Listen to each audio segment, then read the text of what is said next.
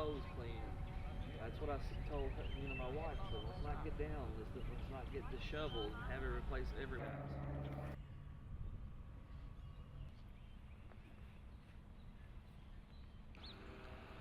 Well, you can see there's only two ways into the town right now. Yeah, it's sad. I mean, it's really devastating when you see these people have. Some of them they're losing their belongings, their furniture, and things like that.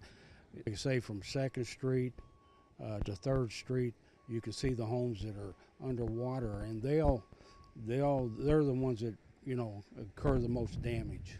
Everybody's making the last minute, run, to try to get something out. So. Lady lives right there. They took everything out of her house. Their family for years. His family, they own that property right down there in the corner. His dad got flooded out. Now with his dog in a truck. Do you know half? Half? At least, downtown here, I'd say Downtown half area. for sure. Take their own house.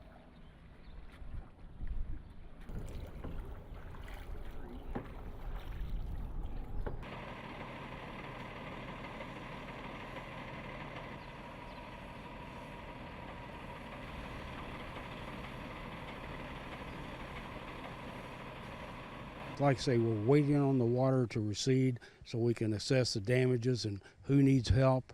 We get FEMA in here, the government's going to come in and evaluate the situation, and hopefully the state is committed to help us and these people to rebuild.